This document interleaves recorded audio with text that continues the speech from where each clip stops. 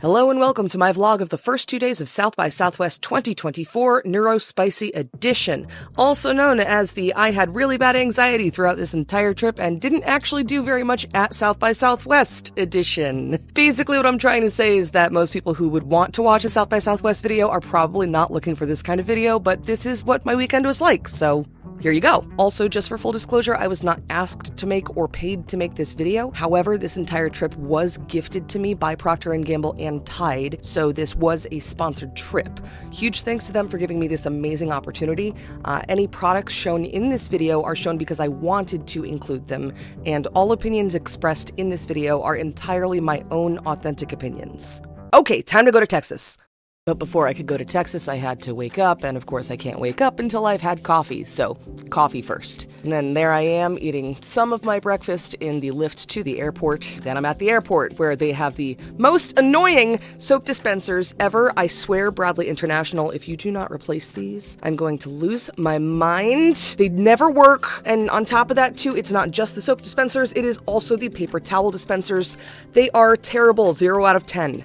And because of my travel anxiety, I got to the airport early, where I found out that there's a Taylor Swift magazine. I feel like I shouldn't be surprised, but there was a Lego rendition of Mark Twain's house, which is in Connecticut, and then quote from the man himself. And then because there's not much in Connecticut, there was an advertisement for the Dr. Seuss Museum or something, but that's in Massachusetts. So then I had killed enough time to go back to my gate, where I saw my actual luggage being loaded onto my plane, which helped ease a lot of my anxiety, so that was great timing. Then I was on the plane. And that's a nice selfie I took on the plane. And then there was the absolute strangest airplane safety video I have ever seen in my life. Even the woman in the video is confused. And here we are taking off. I played some thematically appropriate video games. Then I enjoyed the view for a little while. And yes, I am absolutely that person that has their phone up to the window, recording the view, because, I mean, like, when else are you gonna see a view like this? Come on, it's pretty cool. Plus, if you pay attention, sometimes you see weird things, like how this reminds me of the Galactic Empire and Republic symbol from Star Wars, or how this reminds me of the symbol on the Greendale Community College flag. And just like that, we're landing in Texas, and the first American flag I see is backwards. This was the moment when I knew I wanted a Keep Austin Weird shirt, and this was the moment that I found out that they have a live band playing in the airport when you land in Austin, so that was cool. And then once I was in the lift, I saw some graffiti that made me feel old, and then I happened to see some cool-looking birds that I almost wound up filming a nature documentary on their mating process, so just as we were getting to the hotel, I noticed there was a lot of plastic wrap on all the light posts. More on that later. This is the hotel. It was really nice. One of the elevators was strange. There was a leather tag on the door because Texas. And then the shower was nice, but the water pressure was really high, and every time I would shower, it would splash out because there was no door on the shower, so that was a fun experience. This is the room service menu. It's adorable. And this is the Bat Bridge. And if you don't know what that is, Google it, because it's really cool, unless you don't like bats, and then just don't Google it. But then I had bullhorns in the minibar because Texas, and also a tiny horse in my room because Texas. I did check, it is super glued down. Then Kayleen and I went out and took a walk and unintentionally wore the exact same shoes. We found more plastic-wrapped light posts, and I found out that's to prevent stickering, and a luchador mask vendor, I think. I don't know what else they were selling, that's all I saw, but there was lots of really, really pretty art everywhere that we walked, and then eventually we went back to the hotel, and I didn't film anything else for the rest of the evening because my anxiety got bad, and I just didn't feel like filming anything. So the next morning we all went out to breakfast, and I forgot to film until we were all done, but this is what we had for breakfast. And then I finally met everybody else on the laundry league, which was really cool, and we headed over to the Tide Evo Experience, for which they actually took over and repainted the entire Wanderlust Wine Company building, which was really cool. This was our slow motion superhero entrance, since we are the laundry league after all. And this was actually an official product activation. So this was the launch of Tide Evo, which we were all there for. The members of the Laundry League actually got to go in early before anybody else. That way we could check everything out. We can actually feel the product in our hands for the very first time. They had shown us over a video chat what it looked like, but none of us, as far as I'm aware, had touched it or smelled it or even seen what it was capable of until we went to this product activation. So it was really cool. And they had this giant version of the Tide Evo packaging that you could take pictures with, and pillows representing the tiles, so that was a lot of fun. They had little containers with the Tide original scent that you could smell. And then I took a selfie with Kayleen and another selfie with Melissa, although this was clearly screenshotted from her Instagram story because apparently I didn't save it any other way. These are some detail shots of the Tide Evo tiles that I got. That way you can have sort of an idea for what the texture is like. They're basically layers and layers of tiny fibers of actual detergent. So there's no fillers, there's no plastic, and they feel soft, but they feel surprisingly dense. Like they are dry, but they feel like they have a higher moisture content than you would expect them to have. But they also dissolve really, really well. So this is a station where they would actually demonstrate just how quickly those tiles dissolve. And I purposefully filmed this next part as one continuous shot in real time. That way you kind of have a feel for it. But this is one of my favorite features of this product because it actually does dissolve almost instantly, which means that it's going to work better. It's less likely to build up on your machine and in your clothing. And because it's Tide, it's also going to clean really well, and it's going to work in cold water because they design all of their detergents to work in cold water. They even had a live demonstration of how well it cleans. This is a layer of Tide Evo. Okay. So what you can do is you can grab that, put it in here, push all the way down. You can stir this around, you can watch this dissolve. That's so neat. That's chili oil, so don't get it on you. But imagine you're at a taco bar and you get some chili oil on your white blouse. That's a piece of Tide. You can put a little bit more on there. There you go. Don't be shy. Put it in there. Okay, then force it down here. We could just put that down there like that. You can start to see it come off the fabric. Oh, that's wild. See? Yeah, like little dots of it. Yeah, those are all droplets of chili oil coming off the fabric. It just slowly, like, it's so satisfying. Right here. Once I was done checking out everything inside, I went to check out everything that was outside because this is not the Tide Evo building, it's the Tide Evo Experience. They even hired a food truck. Speaking of experiences, they also had this area with a whole bunch of ropes hanging down that was made to represent the fibers inside the tiles, case in point. So this is what it's like being the chili oil versus the Tide Evo. You're just going through all of the fibers of the Tide Evo and you come out clean. Ta-da! Ooh. And special thanks to Darian Wynn both for filming me being a goofball and for hyping me up at the end. Now just a quick disclaimer before I show you this next video, I did film it with a camera that has a 360-degree lens on it, so if you are likely to get motion sickness from watching a video like that, you may want to skip this part. I do have chapters listed in the video description below. So this is the Tide Evo Experience shot using my 360 cam. The video looks way better when it's actually in the app for the camera, but it still kind of gives you a better idea of what it might like to be in this space. Plus I can change the angle afterwards, so here I am walking up to Melissa and Zach showing them the 360 cam, and then I decided to take a walk outside where I ran into Darian. Yo! Who was also very excited about the 360 cam. And then of course I had to bring it through the ropes because what else am I going to do with the 360 cam at the Tide Evo Experience? And it was a little less impressive than I thought it would be. But that's okay because then it was time to go explore and I saw a giant shopping cart. What I think was actually a bar but said Floppy Disk Repair Company, so that was wonderful. And since it was officially day one of South by Southwest, I finally saw why the plastic wrap is absolutely necessary. 6 more days to go. And I have no idea who David Comey is, but he has very amusing bus advertisements, so I guess they're working. Later on we all took a group photo before dinner and I got a video of it. I'm also getting a video of it. And for the record, yes, that was me telling everybody that I was taking a video of this moment, so they were aware. Are we almost ready? All right. I'm gonna do a bunch of different. Do this one first. 3, 2, 1.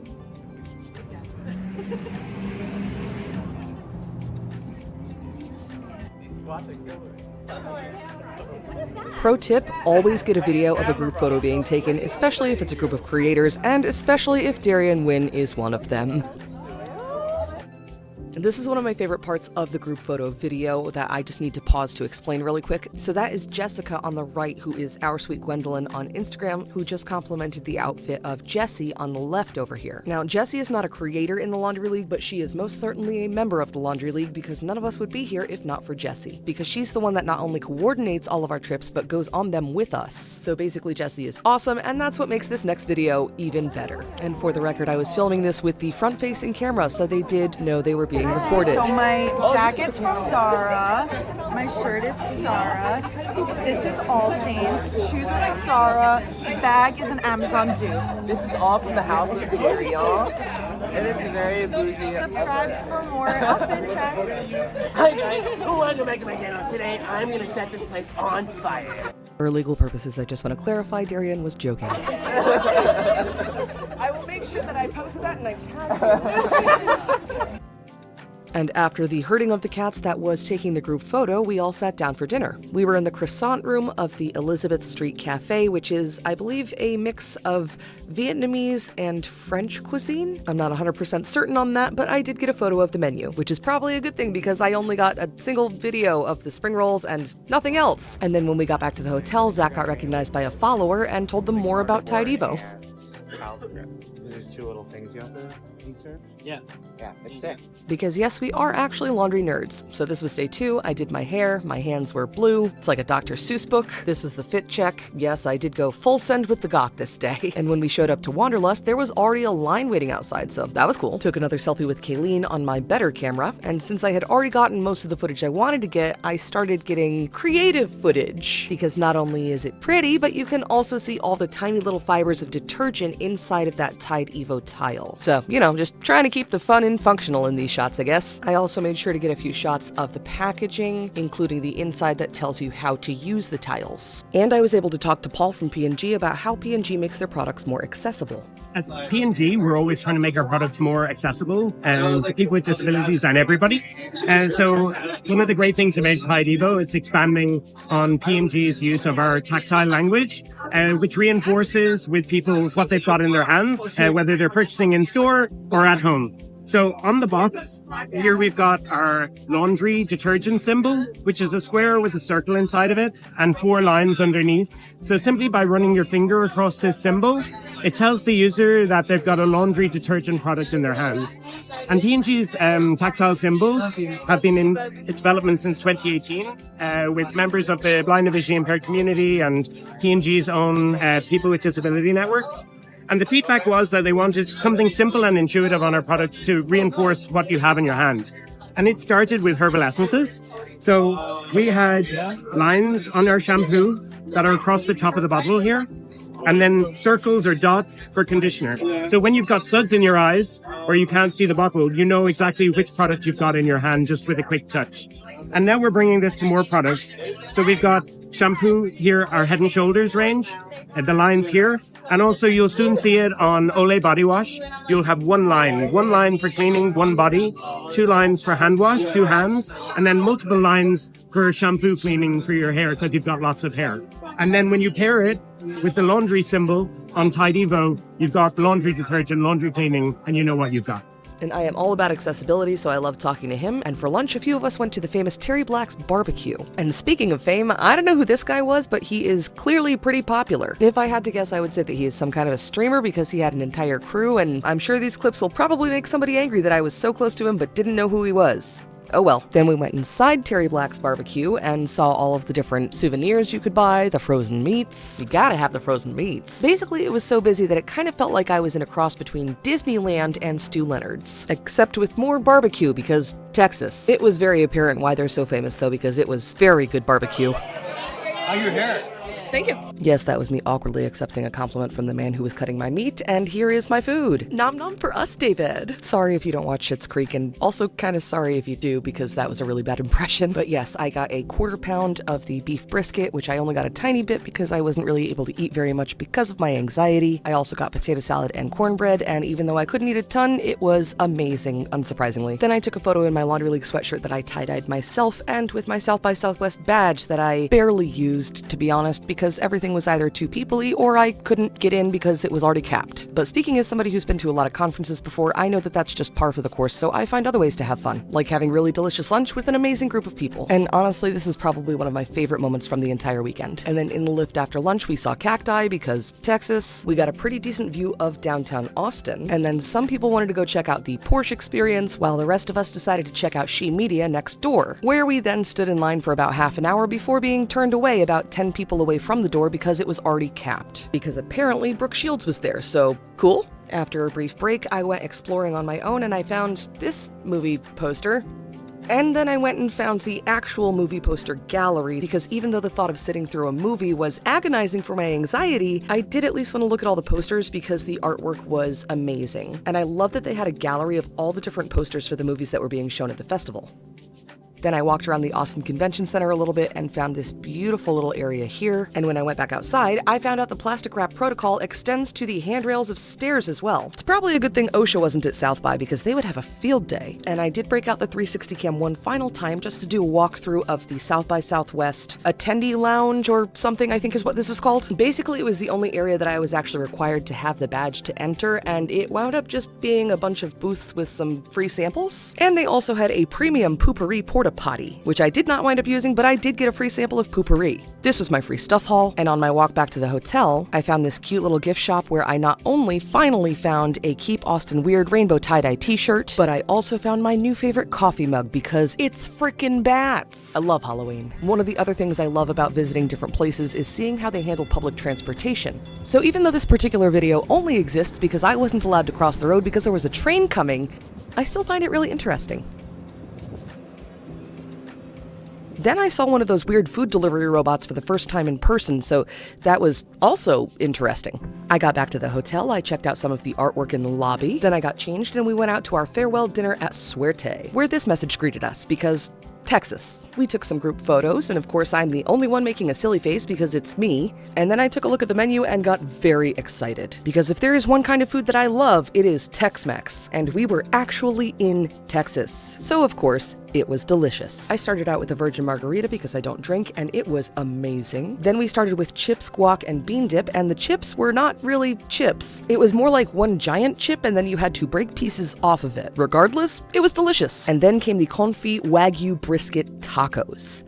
I think I'm in love. And of course, the fanciest tres leches cake I've ever eaten in my life. I was so glad that at this point my anxiety was not so bad that I couldn't enjoy all of the tasty foods. But even if it had been, this restaurant was equipped with an emotional support poster and some very fun artwork near the bathrooms. I took a selfie in front of the wallpaper that clashed with my dress, another selfie with Darian at the table, and one final selfie with Darian and Zach once we got back to the hotel. I really need to remember to take more selfies with people because that was all the selfies I took the entire trip. But hey, at least I got a few. Then I woke up Sunday morning and got ready to go home. I enjoyed the quiet of the city before all the party people woke up, and I enjoyed a quiet breakfast by the pool that I never used. That, of course, overlooks the Bat Bridge that I didn't know was the Bat Bridge until after I got home. Yep, surprise, I like bats and I had no idea the entire time. Here's me feeling like I don't belong in such a fancy place because I look like this. And here's me realizing that even though it wasn't super cold, I could see my breath because it was pretty humid. Because Texas. Then I had my Lyft pick me up at 9 a.m. because my flight was at noon and I had anxiety. I didn't know how long security was going to take and I didn't want to miss my flight. And then security only took about 15 minutes, so I spent the remaining 2 hours and 45 minutes looking at art, which I was actually kind of thankful for because this Inter-Imaginary Departures exhibit is actually something that I had seen on social media before, and I had no idea that there was an exhibit in the Austin airport, and it was very impressive to see in person. The attention to detail was amazing. Then I continued walking and I happened to see this, so of course I had to go check that out at some point. And along the way I stopped to see this art exhibit, which is made entirely of paper, and I guess more specifically it's made out of different travel papers.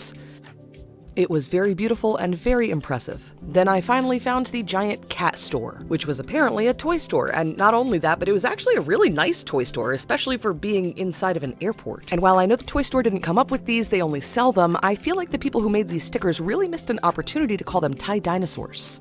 But they also had a squid, and this chair that redefines the word armchair. Even the bathrooms in the Austin airport had artwork everywhere. Although I will say I would have preferred a regular sink and a regular hand dryer to this artistic interpretation of one. I'm surprised to say it, but it's even worse than the sinks at Bradley International, because not only is it motion activated, but it is a sink and a hand dryer in one. Dyson, what were you thinking? Then I started walking back to my gate. I saw this really cool rust art, this person's duffel bag with World War II style plain art on it, and even a rainbow tie-dye piano. Austin really was weird. I was a fan. And then it was time to get on the plane to go home, which was the beginning of the end, both of my trip and of me being able to hold it all together. Because by the time I got to my connecting airport, my next flight had been delayed, which wouldn't have been such a big deal except they delayed it and then they undelayed it and then they redelayed it and delayed it further. And as somebody who struggles with travel anxiety and also with last minute changes, yeah, this blank screen is here just to give you a heads up that I'm about to show a video of me having a breakdown in an airport bathroom.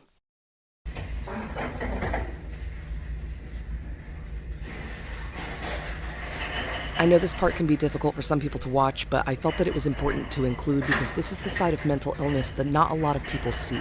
Realistically, I know that my flight delays were not that bad, but I had been holding it together all weekend, and all those last-minute changes just made me hit my breaking point. So I had a good cry in the bathroom and was eventually able to board my connecting flight. For as challenging as the weekend was for my anxiety, I still had a fantastic time, and I'm genuinely so glad that I stuck it out, because this weekend, I traveled to a place I've never been to before, ate some amazing food, met so many absolutely lovely new people, and had some once-in-a-lifetime experiences. Anxiety be damned.